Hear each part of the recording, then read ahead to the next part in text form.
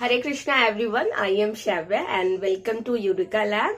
Actually मैं आज इस सेशन में कांग्रेस के कुछ बहुत ही इंपॉर्टेंट सेशन के बारे में डिस्कस करूंगी, जो कि एग्जामिनेशन पॉइंट ऑफ व्यू के लिए बहुत ही ज्यादा इंपॉर्टेंट है। और मोस्ट ऑफ टाइम ये सेशंस के बारे में पूछा जाता है, या इन सेशन के रिगार्डिंग अगर कुछ इंपॉर्टेंट इंसिडेंट वगैरह हुआ है तो वो भी पूछा जाता है। एक चीज और, अगर आपको ये वीडियो बहुत फास्ट लगे तो आप इसको स्लो कर सकते हैं, स्पीड कम कर सकते हैं। अगर बहुत ज्यादा स्लो लगे तो आप इसका स्पीड भी बढ़ा सकते हैं। अगर स्क्रीन पे आपको ये विजिबल नहीं हो रहा है कंटेंट, तो आप क्या कर सकते हैं, स्क्रीन पे जूम इन कर सकते हैं। आप फिंगर से बस आपको स्क्रीन टच करके उसको इनलार्ज करना है, तो आपको कंटेंट काफी अच्छे तरीके से विजिबल हो पाएगा। तो ये पार्ट 1 होगा और मैं पार्ट 2 या पार्ट 3 ऐसे लाते रहूंगी। तो इस पार्ट को और आने वाले सभी पार्टों को जरूर देखें। यहाँ पे मैं 4 इंपॉर्टेंट कांग्रेस सेशन के बारे में डिस्कस करूंगी, जो कि है 1905 से लेके 1908 तक होगा। और कांग्रेस के सेशन के बारे में एक चीज तो आपको, मैं ऐसा समझती हूँ कि आपको पता होगा कि ये 1885 में बना था। और यहाँ पे जो सबसे पहले मैं डिस्कस कर रही हूँ 1905 के बारे में कर रही हूँ। तो 1905 का जो सेशन है ये कहाँ हुआ था, ये हुआ था वाराणसी। वही वाराणसी कह ले या फिर आप बनारस कह ले, बोथ आर सेम थिंग। तो ये यहाँ पे हुआ था, वाराणसी में हुआ था। और इसको लीड किसने किया था, मतलब यहाँ के प्रेसिडेंट कौन थे, इस कॉन्स्टिट्यूशन असेंबली के प्रेसिडेंट कौन थे, तो वो थे गोपाल कृष्ण गोखले। तो गोपाल कृष्ण गोखले के बारे में आपको कुछ इंपॉर्टेंट चीज बता देती हूँ, ताकि एग्जाम में इनसे रिलेटेड भी बहुत सारे क्वेश्चंस आते हैं, वो एक साथ आपका सॉल्व हो जाएगा। तो एक तो ये है कि इन्होंने क्या, ये है गांधी जी के पॉलिटिकल गुरु। एक्चुअली आप सोच होंगे पॉलिटिकल गुरु होता क्या है, तो मैं आपको बता दूं, जैसे कि स्पिरिचुअल गुरु होता है, अगर किसी को स्पिरिचुअलिटी की तरफ जाना हो तो वो उस फील्ड में काफी इंक्लाइंड होते हैं, तो वो उनके बारे में बताते हैं। जस्ट लाइक कि अगर आप पॉलिटिक्स से रिलेटेड किसी चीज के बारे में जानना चाहते हैं, आपको गाइडेंस चाहिए, हेल्प चाहिए, तो अगर वो आपको हेल्प करते हैं तो जस्ट लाइक वो पॉलिटिकल गुरु हो जाए। इस सेंस में यहाँ पे पॉलिटिकल गुरु कौन है, महात्मा गांधी के, तो गोपाल कृष्ण गोखले हैं। जब महात्मा गांधी साउथ अफ्रीका से वापस आए थे तो वो इंडिया के पॉलिटिक्स में पार्टिसिपेट करना चाह रहे थे। ऑफ कोर्स वो इंडिया के इंडिपेंडेंस के लिए ही पार्टिसिपेट करना चाह रहे थे। तभी उनको गोपाल कृष्ण गोखले से मुलाकात होती है, तो वो उनको लीड करते हैं कि यहाँ के पॉलिटिक्स में कैसे इन्वॉल्व होना है, तुम्हें कैसे काम करना है। इसीलिए गोपाल कृष्ण गोखले को महात्मा गांधी का क्या कहा जाता है, पॉलिटिकल गुरु कहा जाता है। और इसी टाइम 1905 में क्या हुआ था, बंगाल का पार्टीशन हुआ था, मतलब बंगाल को 2 पार्ट में डिवाइड कर दिया गया था, ईस्ट बंगाल और वेस्ट बंगाल। और इसी टाइम स्वदेशी मूवमेंट का भी क्या हुआ था, ड्राफ्ट तैयार हुआ था कि हम लोग क्या करेंगे, अब स्वदेशी मूवमेंट को अडॉप्ट करेंगे और स्वदेशी मूवमेंट स्टार्ट करेंगे। स्वदेशी कहने का मतलब, स्वदेशी नाम से ही लग रहा है, तो हिंदी वर्ड है। जस्ट लाइक कि स्वदेशी मतलब खुद के देश का, अगर खुद के देश में बना हुआ कोई चीज है हम उसका इस्तेमाल करेंगे, और फॉरेन गुड का क्या करेंगे, बॉयकॉट करेंगे। और जो बंगाल का पार्टीशन जब हुआ था तो गवर्नर जनरल कौन थे बंगाल के, तो वे थे कर्जन। हालांकि लॉर्ड कर्जन कहा जाता है, लेकिन मैं लॉर्ड वर्ड तो नहीं बोलने वाली, कर्जन ही, सिंपली कर्जन थे बंगाल के गवर्नर। इन्हीं के टाइम में क्या हुआ था, बंगाल का पार्टीशन हुआ था। दूसरा इंपॉर्टेंट 1906 में क्या हुआ था, ये कोलकाता में हुआ था। और दादा भाई नौरोजी ने इस सेशन को क्या किया था, लीड किया था।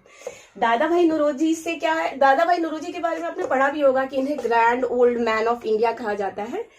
तो ऐसा नहीं है कि ग्रैंड ओल्ड मैन ऐसे ही नाम दे दिया गया, इसके पीछे एक रीजन है। एक्चुअली इनका पॉलिटिकल करियर काफी लंबा है, मतलब ये काफी लंबे टाइम से क्या है, इंडिया के पॉलिटिक्स में इन्वॉल्व है, इसीलिए इनको कहा जाता है ग्रैंड ओल्ड मैन।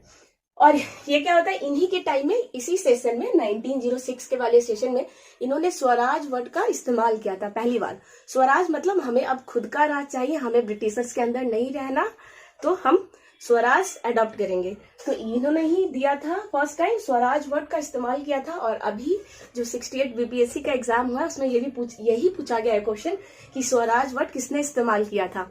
तो आपको पता चल गया आंसर इसका, दादा भाई नौरोजी ने किया था 1906 में, जो कि कोलकाता में हुआ था। ठीक है। और दादा भाई नौरोजी के बारे में तो वैसे बहुत अच्छा इंटरेस्टिंग स्टोरीज है, काफी एलिजिबल और काफी हाई इंटेलेक्चुअल पर्सन है वो। तो एक तो ये पारसी है, पारसी मतलब ये कम्युनिटी होता है, जैसे कि हिंदू कम्युनिटी है, मुस्लिम है, तो वैसे ही पारसी कम्युनिटी से बिलोंग करते हैं। काफी अच्छे एजुकेटर हैं, कॉटन ट्रेडर्स रहे हैं ये। और फिर उसके बाद क्या है, फर्स्ट इंडिया टू बी, और ये इनके बारे में ये भी कहा जाता है, कहा क्या जाता है, ये है एक्चुअली में कि ये क्या है, ब्रिटिश के ब्रिटिश पार्लियामेंट में फर्स्ट इंडियन एमपी रह चुके हैं। और किस पार्टी से वो एमपी रह चुके हैं? तो वो लिबरल पार्टी से एमपी रह चुके हैं ब्रिटिश पार्लियामेंट में। ठीक है, अब थर्ड पे आते हैं जो कि है, अच्छा एक इंपॉर्टेंट चीज रह गया जो कि है कि दादा भाई नौरोजी कितने टाइम्स तक कांग्रेस सेशन के प्रेसिडेंट रहे हैं? तो 3 टाइम्स। मतलब मुझे लगता है ये अभी तक 3, मतलब 3 से ज्यादा तो ऐसे कोई नहीं रहा है, 3, 2, 1 रह चुके हैं लोग। बट यहाँ पे क्या है, 3 टाइम्स ये दादा भाई नौरोजी रहे। तो ये भी क्वेश्चन पूछ लेता है कि this person is for how many times as a president of Congress of India? For in this case Dadabhai Naoroji is 3 time elected as a president of Congress of India. तो 3 टाइम्स कौन कौन से है वो मैं आपको बता दूंगी। फिलहाल एक तो आपको यहाँ पे सामने दिख रहा है, 1906 का है। ठीक है, तो 3 बार रह चुके हैं। नेक्स्ट है 1907। तो 1907 वाला कहाँ हुआ था? ये हुआ था सूरत में। और इसको लीड कौन किया था? तो रास बिहारी बोस ने किया था। रास बिहारी बोस के बारे में भी काफी अच्छी स्टोरीज है, मतलब वो भी काफी अच्छे फ्रीडम फाइटर रहे हैं। हालांकि ये रहे हैं आपके रास बिहारी बोस क्या है, ये है आपके मॉडरेट लीडर और एक्सट्रीमिस्ट लीडर। इस दोनों के बारे में आपको जानना बहुत जरूरी है। मॉडरेट लीडर वो होते हैं जो अपना क्या होता है, आजादी के लिए थोड़ा कॉन्स्टिट्यूशनल वे से चलते हैं, एक प्रोसीजर से चलते हैं, काम कह सकते हैं। थोड़ा वायलेंस को ये लोग नहीं अडेप्ट करते हैं। बट एक्सट्रीमिस्ट क्या होते हैं, उनको चाहिए कि आजादी जल्दी चाहिए, इसलिए वो लोग थोड़ा एक्सट्रीमिस्ट वे को अडॉप्ट करते हैं। बट रास बिहारी बोस क्या है, ये मॉडरेट लीडर है यहाँ पे। और आपको पता है कि 3 वेरी इंपॉर्टेंट एक्सट्रीमिस्ट लीडर रहे हैं। लाल बाल पाल जो कि लाला लाजपत राय, बाल गंगाधर तिलक और बिपिन चंद्र पाल। तो यहाँ पे मैंने लिखा गया लाल बाल पाल एक्सट्रीमिस्ट लीडर है ये लोग। और आपको बता दिया कि ये क्या है, मॉडरेट लीडर रह चुके हैं राज बिहारी बोस। और इस टाइम 1907 के सूरत सेशन में बहुत इंपॉर्टेंट इंसिडेंट हुआ था, जो कि हुआ था एक्सट्रीमिस्ट और मॉडरेट क्या हो गए थे, डिवाइड हो गए थे, मतलब इनके बीच में स्प्लिट हो गया था। रीजंस बहुत है, तो वो तो मैं किसी नेक्स्ट क्लास में बताऊंगी। अभी फिलहाल आप इतना ही जाने कि स्प्लिट्स हो गए थे, कौन, मॉडरेट और एक्सट्रीमिस्ट अलग हो गए थे। और एक और सेशन है जो कि है लास्ट, मैंने बताया है 4 सेशन के बारे में डिस्कस करूंगी, जो कि है 1908 का। और ये कहाँ हुआ था? मद्रास में हुआ था। मद्रास, जिसको आप लोग चेन्नई भी कहते हैं, मतलब अभी चेन्नई हो गया है वो। और इसको लीड किसने किया था? इसको लीड किया था रास बिहारी बोस। सेम पर्सन ने किया था, जो 1907 जिसने किया था वही 1908 उन्होंने ही किया था। तो रास बिहारी बोस ने किया था, ये मद्रास में हुआ था, 1908 में हुआ था। और ये क्या है, एक्चुअली आपको रास बिहारी बोस के बारे में एक और इंटरेस्टिंग चीज बता देते हैं कि जो हार्डिंग के लिए जिन्होंने बम फेंका था, तो यही थे मेन प्लानर, जो हार्डिंग्स के ऊपर बम फेंका था वो यही थे, रास बिहारी बोस थे। और इनके एक और फ्रेंड थे, तो उन्होंने मिलकर क्या किया था, बम फेंका था हार्डिंग्स पे। और क्या हुआ, और एक इम्पॉर्टेंट थिंग कि आपको पता है कि INA का मतलब इंडियन नेशनल आर्मी। तो इंडियन नेशनल आर्मी का फॉर्मेशन भी इन्होंने ही किया था। हालांकि बाद में सुभाष चंद्र बोस को इन्होंने हैंड ओवर कर दिया था, तो तब से उन्होंने ही लीड किया था इसको। बट इनिशियल में इन्होंने ही किया था, रास बिहारी बोस ने ही किया था।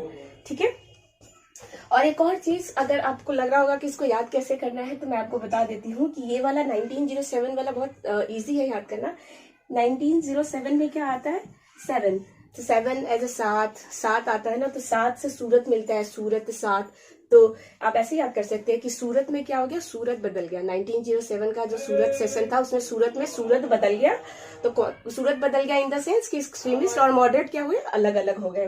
ठीक है, तो आप इस तरीके से इसको याद रख सकते हैं। तो ये रहा 4 इंपॉर्टेंट सेशन। अगर आपको ये वीडियो और कंटेंट अच्छा लगा हो तो प्लीज आप कमेंट में अपने व्यूज को जरूर बताएं और मेरे नेक्स्ट वीडियो का इंतजार करें। मैं मिलूंगी अपने नेक्स्ट वीडियो में। टिल देन बहुत सारा ख्याल रखें। Thank you.